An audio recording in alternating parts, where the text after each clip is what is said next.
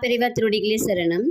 நம்ம வீட்டில் நிறைய பிரச்சனைகள் இருக்குது அப்படின்னாக்கா, நீங்கள் போய் எந்த ஒரு ஜோசியரை பார்க்குறீங்க, இல்லை யார்கிட்டயாவது போகிறீங்க அப்படின்னாலே, அவங்க கேட்கக்கூடிய ஒரே இது என்னன்னாக்கா, பித்ருக்கள் தோஷம் இருக்கா? பித்ருக்கள் தோஷம் இருக்குது அப்படின்னா, நீங்கள் அதுக்கு பரிகாரம் பண்ணுங்கள், இதை செய்யுங்க, அதை செய்யுங்கன்னு ஒரு பெரிய லிஸ்ட்டு போட்டு கொடுப்பாங்க இல்லைங்களா? நமக்கே தெரியுது தடைகள் இருக்குது, இது வந்து பித்ருக்கள் தோஷமாக இருக்கலாம் அப்படின்னு நம்ம யோசிக்கிறோம் அப்படின்னா, நிறைய பிரச்சனைகள் இருந்துக்கிட்டே இருக்குது. வீட்டில் வந்து பிள்ளைகளுக்கு நல்ல படிப்பு வரலை, இல்லை பிள்ளைகள் வந்து வேலைக்கு போகலை, இல்லை கல்யாணம் நடக்கலை, குழந்தை பாக்கியம் இல்லை, இந்த மாதிரிலாம் பிரச்சனைகள் அடுத்தடுத்து ஒரு சிக்கல் மாதிரி இருக்குது வீட்டில். இடியாப்ப சிக்கல்னு சொல்லுவாங்க இல்லைங்களா? அந்த இடியாப்பம் மாதிரி சுற்றி சுற்றி சுற்றி சுற்றி பிரச்சனைகள் இருந்துக்கிட்டே இருக்குது அப்படின்னா, இதுக்கு ஒரு எளிமையான வழி. நம் முன்னோர்களாக இப்போ யாரை பார்க்குறோம் அப்படின்னு பார்த்தோம்னா காகம் தான். நம்ம சனீஸ்வர பகவானால் தான், அவர் ஒரு நீதிமான், அதனால் அவரால் தான் நமக்கு வந்து தண்டனைகள்லாம் வரும்.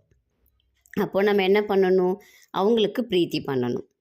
அப்போது சனிக்கிழமையில் இல்லை எந்த நாள் உங்களுக்கு முடியுதோ அந்த நாளில் காலையில் காகத்துக்கு இடியாப்பம் செஞ்சு வைங்க. அந்த இடியாப்பத்தை அந்த காகம் சாப்பிட ஆரம்பிச்சது, அட்லீஸ்ட் ஒரு 2 வாய் எடுத்ததுன்னா கூட உங்களுக்கு இருக்கக்கூடிய தடைகள் பிரச்சனைகள் குறைய ஆரம்பிக்கும். ஆனால் நம்ம பாதி சாப்பிட்டு மீதி பாதி நம்ம எச்சில் பட்டதை கொண்டு போய் காகத்துக்கு வைக்கக்கூடாது. நம்ம சாப்பிட்றதுக்கு முன்னாடி தான் காகத்துக்கு வைக்கணும். எங்கள் வீட்டில் பணத்தடைகள் தான் இருந்துகிட்டே இருக்குது, பொருளாதார தடைகள். இப்போ எனக்கு வர மாதிரி இருக்குது, ஆனால் வரமாட்டேங்குது.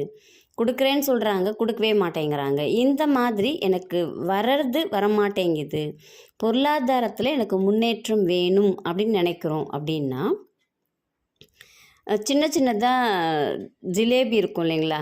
அந்த சின்ன சின்னதாக இருக்கக்கூடிய ஜிலேபி வாங்கி நீங்கள் காகத்துக்கு வைக்கலாம்.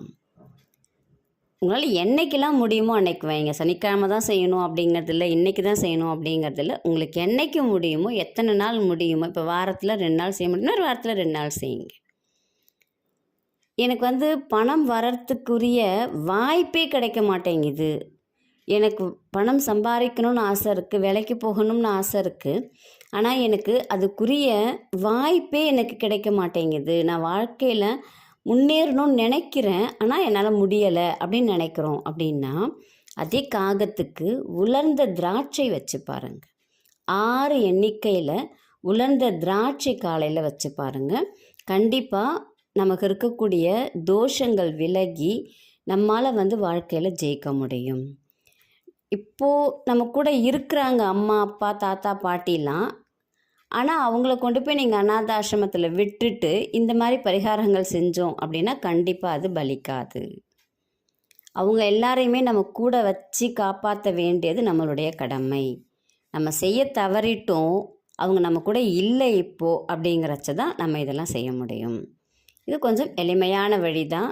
நம்ம எந்த ஜோசியரையும் போய் பார்த்து பெரிய லிஸ்ட்டெல்லாம் எடுத்துகிட்டு போய் நம்ம செய்யணுங்கிறதுல நம்ம மனதார அந்த காகத்துக்கு கொடுத்தோம் அப்படின்னா அது போய் யாருக்கு சேரணுமோ அவங்களுக்கு சேர்ந்துடும். சனீஸ்வர பகவானும் அதை பார்த்து குளிர்ந்துடுவார். நமக்கு இருக்கக்கூடிய பிரச்சனைகள் தீரும்.